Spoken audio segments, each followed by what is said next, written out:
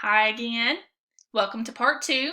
At the end of the last video, we talked about Thomas Lanier Williams changing his name to Tennessee Williams. And once he had changed his name, he redefined himself. He moved to New Orleans. He came out as a gay man. And in New Orleans, he found his voice and his rhythm and his discipline in writing plays. What I want to transition into now is his actual writing career. Williams was writing and staging plays 10 years before the premiere of his first Broadway success, The Glass Menagerie. He wrote all the way through the 1930s. He also wrote a bit in Hollywood for MGM or Metro Goldwyn Mayer, but when they rejected his scripts, Williams left MGM because he deemed their team superficial and inept to understand true talent and true writing. The script that MGM rejected, then titled The Gentleman Caller, was revised and retitled The Glass Menagerie, and it was his first commercial success. Audiences and critics alike loved the play. Because Williams obsessed over outdoing his past self, though, he returned to New Orleans after the success of The Glass Menagerie, and in New Orleans is where he would write his first Pulitzer Prize-winning play, A Streetcar Named Desire. That may be familiar to some students. The pressure and public weight of his success from both The Glass Menagerie and A Streetcar Named Desire pushed him further into his alcohol, pill, and sex addictions. Despite these addictions, there were plenty more plays.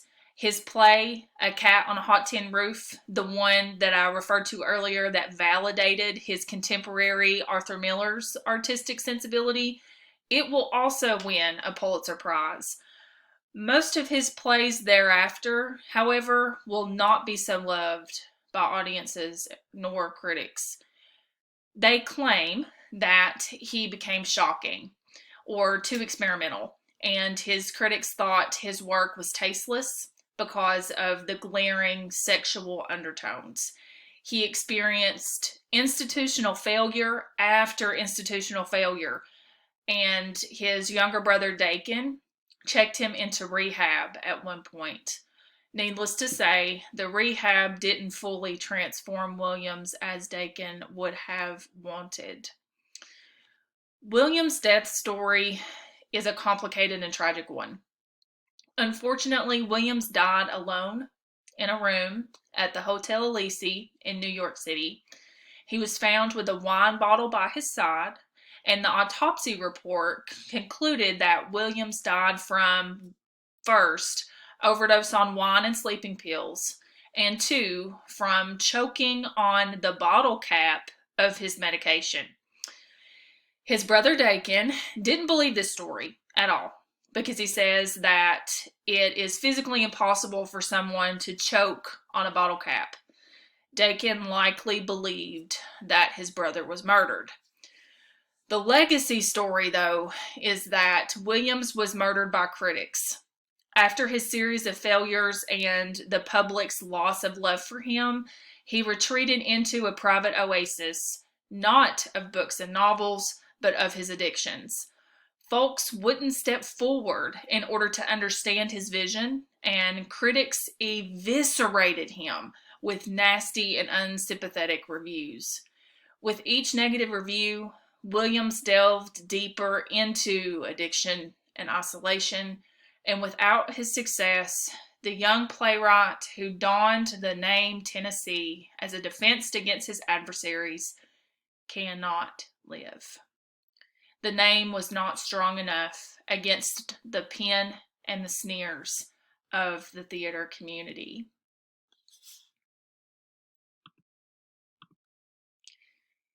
In the photo on the right, we see Tennessee Williams' headstone. The poet in the theater has both the labels poet and playwright etched in his stone, one that rests next to his sister's.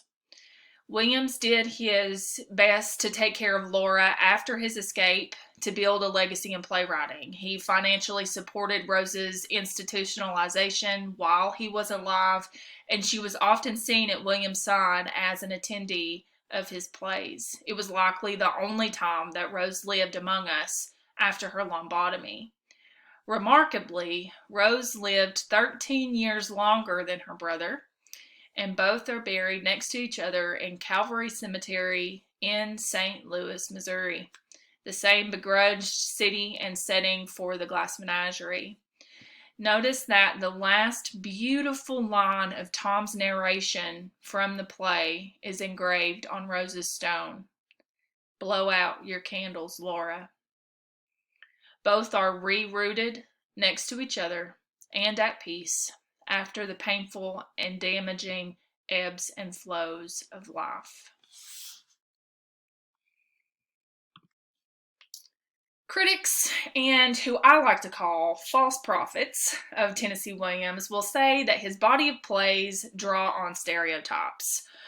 Mostly Southern themes drawn to the Gothic and portrayals of static, fading Southern belles. Yes, Amanda is one of those fading Southern belles, but she is far from stereotype because she is dynamic, bold, and complicatedly sympathetic. Despite the false prophets, here's the truth. Williams was a poet who, indeed, did his best to navigate a prosaic world, one that was linear, inhabitable, drab, and littered. He celebrated the American body who was not in pursuit of power or capitalistic progress. He wrote what he saw, without traditionally political lenses, and hoped to excite transformation in his audience about how we treat others and who we want to be. This brings us again to the phrase radical politics of the soul. Although Williams was trained in playwriting just as Arthur Miller would be, Williams did not conform to the conventional rules of tragedy. Students will also find that if they think about what they've learned so far about tragedy from the Dramatic Visions lecture. He did not seek closure, which makes many endings to his plays unsatisfying. When he was asked about his political leanings, he would often say that he was a capital H humanitarian.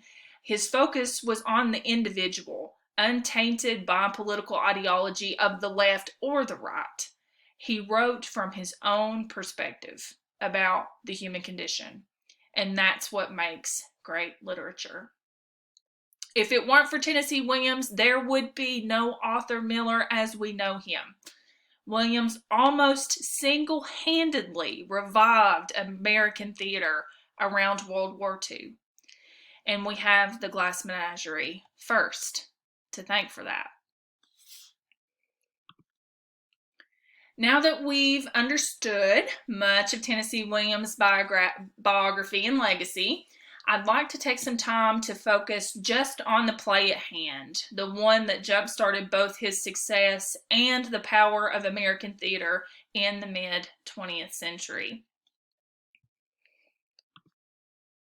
Pictured here is a sample set of the Glass Menagerie during the dinner scene. We see lots of Victorian decoration, the photo of the father looming over them, and Laura passed out on the seat. What you will notice too is that because Tennessee Williams made the screen device an option in his original production notes, several directors and producers who have staged this play since have elected not to use it, likely because it is expensive and much more to manage. I encourage students to look online at various other stagings of this play. They're various and all different and unique. Sometimes Laura is casted in a wheelchair, which I don't like because such casting takes way too many liberties from Tennessee Williams' original characterization of her. And sometimes the stage will simplify the decorations, which is okay. because all of that is up to the director's vision. However, the consistency should always be the dim lighting and consistent angelic light on Laura.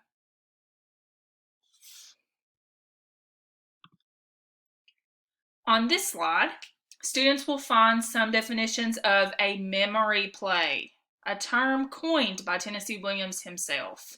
First is the textbook definition. It is a non-realistic drama in which the audience experiences the past as remembered by a narrator, complete with music from the period remembered and images representing the character's thoughts, fears, emotions, and recollections projected on a scrim or screen in the background. It is non-realistic because of these theatrical additions that Williams outlines in the production notes, but the characters to us are still strikingly real. The second definition is given to us by Tom the narrator in the actual play in the opening monologue. It reads, "The play is memory. Being a memory play, it is dimly lighted, it is sentimental, it is not realistic. In memory, everything seems to happen to music. That explains the fiddle in the wings." The fiddle in the wings refers to the music playing as he's speaking on stage.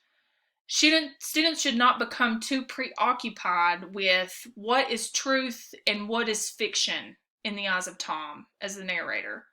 But we must recognize that when we retell our own memories, they have already been subject to revision in our heads.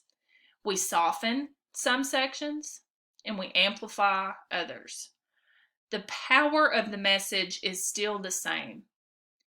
And I look forward to seeing what students believe this play is ultimately communicating to us in hopes of transforming us, as was his intentions.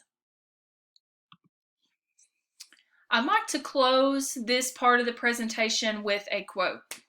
It comes from Arthur Miller's essay entitled Tennessee Williams' Legacy: An Eloquence and Amplitude of Feeling, written the year after Williams' death. It reads, "It is usually forgotten what a revolution his first great success meant to the New York theater. The Glass Menagerie, in one stroke, lifted lyricism to its highest level in our theater's history, but it broke new ground in another way. What was new in Tennessee Williams was his rhapsodic insistence that form serve his utterance rather than dominating and cramping it. In him, the American theater found, perhaps for the first time, an eloquence and amplitude of feeling. And driving on his newly discovered lyrical line was a kind of emotional heroism. He wanted not to approve or disapprove, but to touch the germ of life and to celebrate it with verbal beauty." Thanks everybody for watching.